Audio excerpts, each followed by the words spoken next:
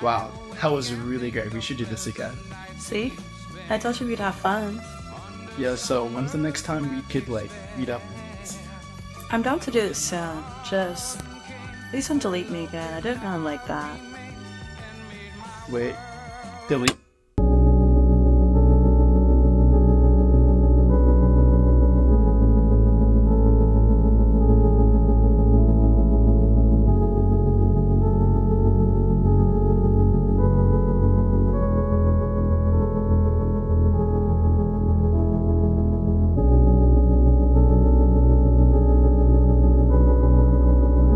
Okay, guys, I want you guys to picture this. I'm a 14-year-old boy. I'm in 8th grade, and I'm about to get expelled. I have just been caught with over 100 nude photos of girls in my school. And no, none of them were sent to me. So, let me rewind. Basically, in middle school, one of my buddies, I was eating lunch, and I think this was like in 6th grade or whatever, and he shows me this Instagram video. And back then, there was no reels or anything like that, so everything was like, basically like, organic, or I don't know how to say it. And he shows me it, and it's porn. I'm like, yo, what the fuck? Like, what is this? And fast forward everything, you know, I research, what is this? Like, I search up, like, naked girls. I'm like, whoa. I'm like, whoa, what is this? This is awesome. This looks good.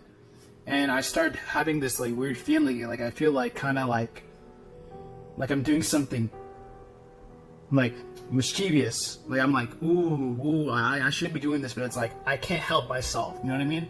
And I start stumbling on something called, like, Snapchat News.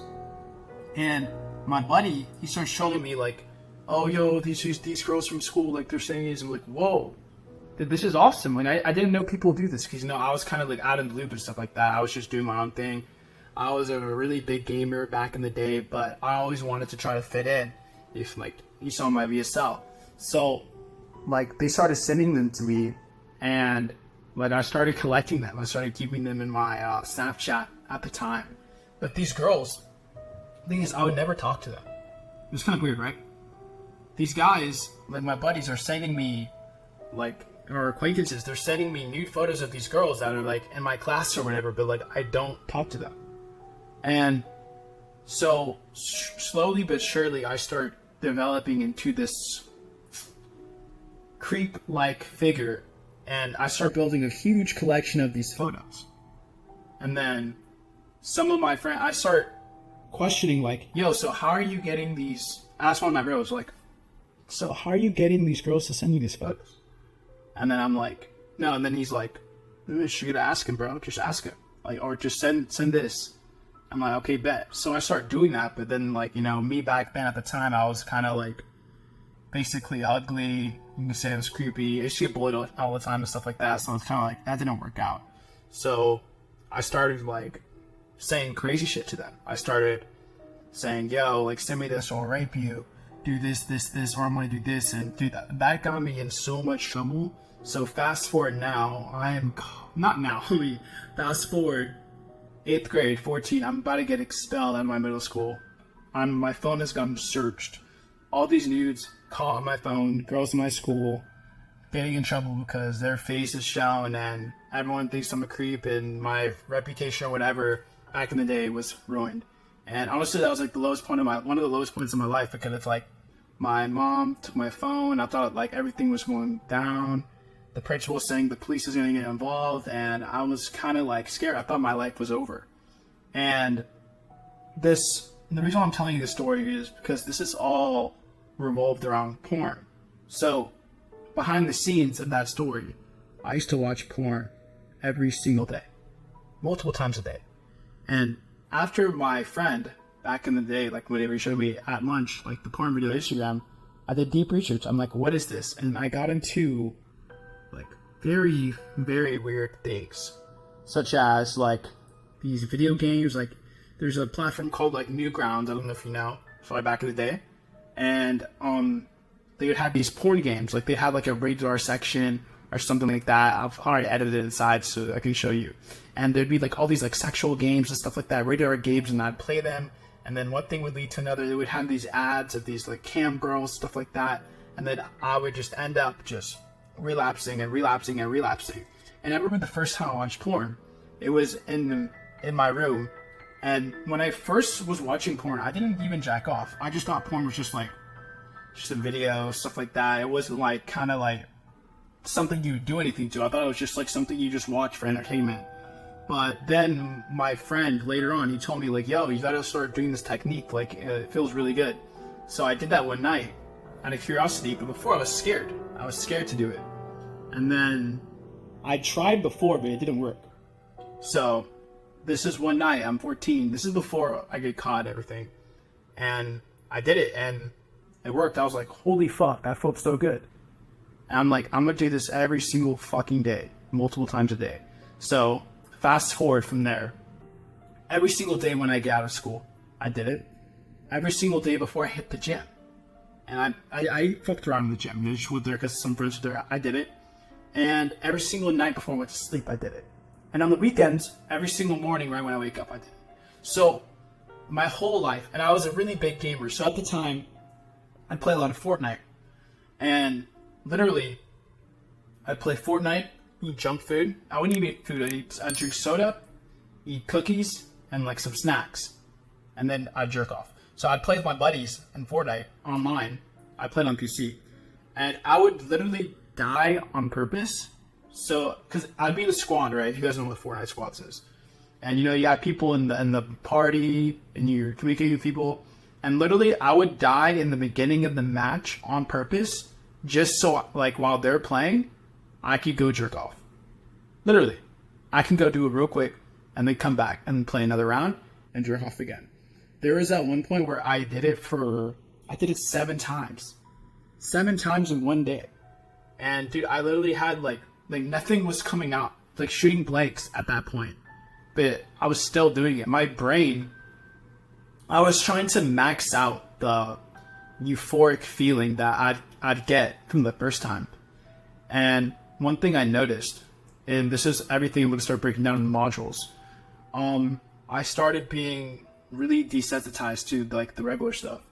And over time, I looked for more specific type of videos. It would take me longer to find a video that would actually satisfy me. My sessions would go from 10 minutes to sometimes 2 hours, to be honest. Like there's times back in the day, my peak addiction time, I would stay up on a weekend till 4 a.m. I'd start doing it at 2 a.m. I'd fall asleep at like 4:30, and I'd do it.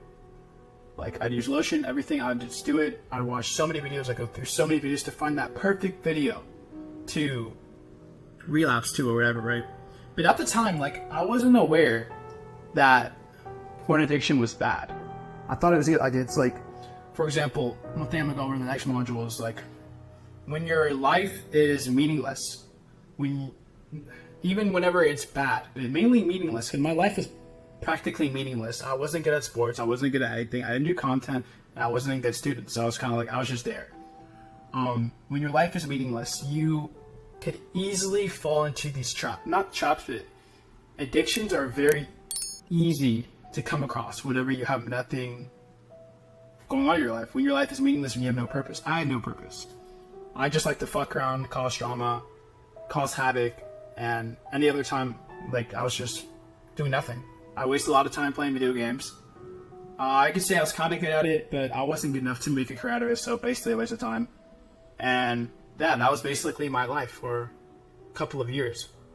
And I never knew porn was bad, but I did experience side effects. I did develop a lot of anxiety. My confidence was really low. I had a very low self-confidence, and to be honest with you, I barely have any pictures of myself because my confidence was so low back in the day. I thought I was ugly, but it's like, I thought I was just so ugly, so hideous, that I couldn't do anything. And all of these things fell on top of each other. It reinforced the idea that I was just this loner that was going to watch porn forever. And that's why I brought up the nude story, because it's like, I would get these photos, but it wouldn't be sent to me. If it was sent to me at a different story, I would be beast. But they weren't. And I was just the guy behind the scenes, and that's what porn does to you. porn really sets you up. Because literally you're watching a video of two people having sex, but you're behind the screen. It sets you up to be a cuck. You've probably heard this millions of times, but this is my cuck story. Okay? So it's like, literally, I would be that guy that I'd have all the nudes of these girls, like, in the world, whatever, but they weren't sent to me. Okay? And, like, I would trade them and stuff like that. And I'd have to, like, basically threaten them to even get a chance at them being sent to me. So I was just, my mind was practically like reinforced that I was just going to be this guy that was going to be behind the scenes. I would never get this in real life. It'd be a miracle to get this in real life. And yeah, I never had any experience beforehand. My friends were getting experiences. I started getting more FOMO. That made my addiction even worse. And I really thought I was just going to be left behind in the dark. And that was how it was for a very, very long time. And once I discovered it was about quarantine is when I actually discovered self-improvement. And I was listening to this podcast and he started talking about someone, I don't know who it was, but they were talking about nofap and the side effects of porn. And then right then it clicked. I was like, oh, this actually makes so much sense now. This is why I feel like this. This is why my life was like this. And at the time, I did have a girlfriend or whatever. Like I said, I don't even know how I got one. I'm telling you, like my mindset back then, like I thought I was fucked, like for the rest of my life. Like I was gonna be this loser. I was never gonna meet, like, I'll never have any friends, anything like that. I was gonna be watching porn forever. I was gonna be addicted, and I thought everything was just gonna fall apart forever. And you know, I never gave up. You know, I still was there. And so back to when I was saying, it was quarantine, and I realized, okay, like it makes sense why I have this anxiety, why my confidence is low, why I don't like to I hate looking at myself in the mirror, and why I'm also addicted. And the main reason why I was addicted, it wasn't because I was like horny or whatever, or like I craved this. It was more because like I had nothing to do. Like I had a girlfriend and I was still addicted to porn. And let me write you down my day. I'd wake up at 4 p.m. I would FaceTime my friends and then play video games. And then at midnight, I'd FaceTime my girlfriend and I'd stay up to 5 a.m. or 4 a.m. Then after, I'd jerk off. So basically, I'm doing nothing all day. I'd be on FaceTime in my room, just fucking around, doing stupid stuff. And yeah, it was I wouldn't say it was a very miserable chapter at that point. It was just a very stagnant chapter, and it could have been much worse. But I was slowly awakening to what the actual problems porn's caused. And also in that relationship, I was never loyal because I thought the solution to my porn addiction was to get a bunch of women, stuff like that, get with them. I would always chase that, any opportunity I could get, I would go for it, right? So that made the relationships super toxic because I wasn't actually a committed person because of my addictions. And so all these things were kind of falling apart in my life because of my addictions. I played sports, but I wasn't good, and I would lose a lot of energy because of my addictions. Like literally after school, the first thing I would do was watch porn. So the main point I'm trying to get at is porn really affects a lot of areas of your life that you most likely do not know. And if you do know, and you keep doing it, it's going to make it worse. Because you are allowing something substantial to make your life worse. And you're aware of it. You're very aware of it. You're allowing that to happen. And you're okay with that because of the dopamine you get. And I want to bring light on why I even made this community in the first place. Why I decided that I have to share my story. Why I decided that my mission is to help a bunch of young people quit porn. The reason why is because I don't want anyone to go through what I had to do with porn. Porn has fucked up my life in ways that I can't even explain. And I know it's fucking up a lot of other people's lives. I know it's making people kill themselves. I know it's making people go to jail. It's definitely... I could have gone to jail as a 14-year-old kid because of porn. So, the main point is, like, it is that serious.